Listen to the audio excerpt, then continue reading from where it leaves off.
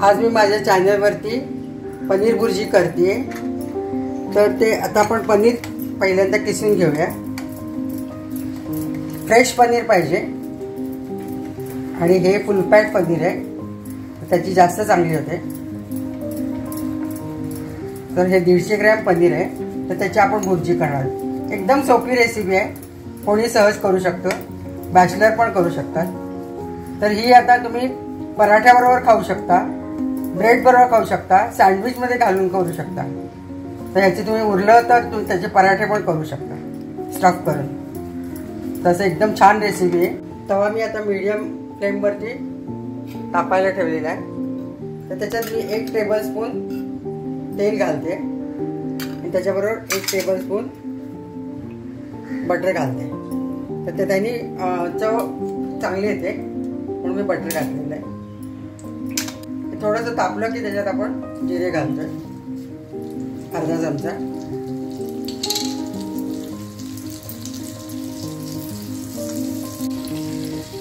जिरे झालेले आता, तर आपण त्याच्यात आता 1 चमचा बारीक चिरलेले लसूण घालते।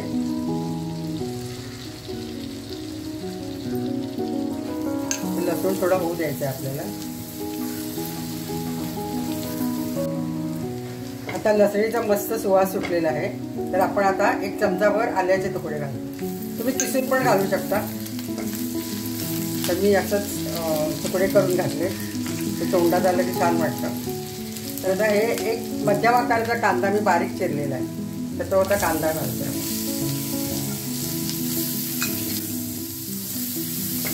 तर आपण हे कंटिन्युअस स्टर करतोय। कांदा होत आली की मिरची घालणार आपण। तर 1 मध्यम आकाराचा कांदा आहे, तर त्याच्यात आपण 1 शिमला मिरची बारीक चिरून घालतो।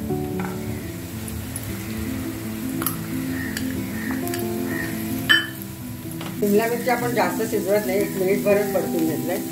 हा मध्यम आकाराचा टोमॅटो आहे, तो मी बारीक चिरलाय, पण त्यातल्या बिया काढल्यात। बिया असल्यासाठी पाणी सुटतं म्हणून मी बिया काढलेल्या आहेत। तर 1 मध्यम आकाराचा टोमॅटो पण घालते।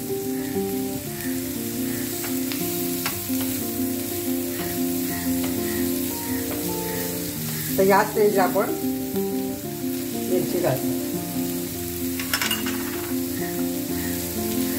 मिरची पण आपण परतून घेतो।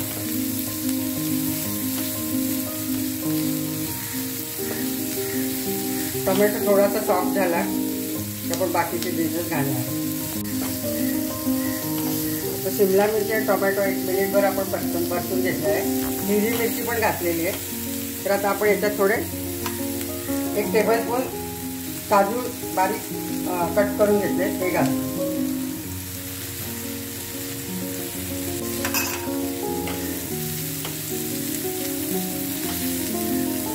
ते आपण आता राहिलेलं मीठ पण घालूया। एकूण मी अर्धा चमचा मीठ घातलंय, तुमच्या अंदाजानुसार तुम्ही कमी जास्त घालू शकता।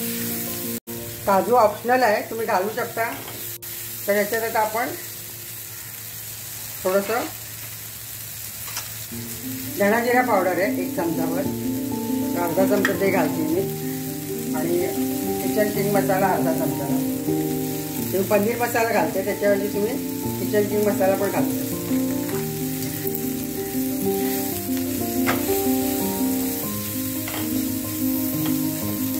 तर आपण आता हे सर्व जिन्नस मिक्स केलेले आहेत।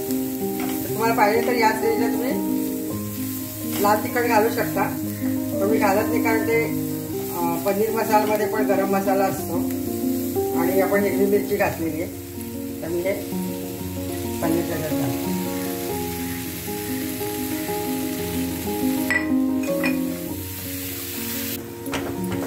हे पनीर पण आता चांगलं मिक्स झालंय। जर तुमचं पनीर असं थोडंसं कोरडं वाटत असेल तर तुम्ही 1 चमचाभर दूध घालू शकता त्याच्यात, पण मला काही गरज वाटत नाही, तर मी घातलेलं नाही आहे, सॉफ्ट आहे हे।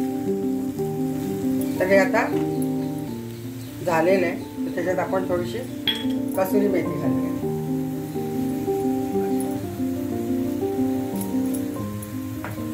1 चमचाभर कसुरी मेथी। तर आमचे पनीर भुर्जी आता तयार झाली। सोपं आहे, पटकन होतं, बॅचलर लोकांना पण करायला सोपं आहे। हे सँडविच मध्ये पण मस्त लागतं, पराठ्यामध्ये छान लागतं, तुम्ही पोळीबरोबर खाऊ शकता. तर आपलं हे भुर्जी आता तयार झाली. शिमला मिरची घातल्यानंतर झाकायचं नाही, त्याचा रंग बदलतो.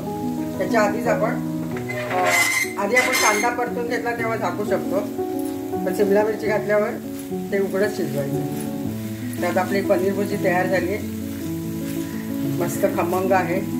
त्यात आपण हे आता सर्विंग बाउलमध्ये काढू. ही पनीर भुर्जी तयार आहे. तर त्याच्यावर आपण थोडीशी कसुरी मेथी घालतोय.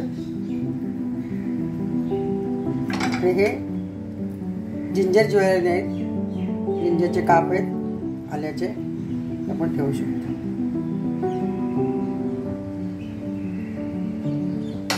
आपली पनीर भुर्जी तयार आहे. अशी इथे आपण साधी सोपी पनीर भुर्जी केलेली आहे. तर तुम्हाला नक्की आवडेल, तुम्ही करून बघा, मस्त चव येते. तर कलरफुल पण दिसतंय.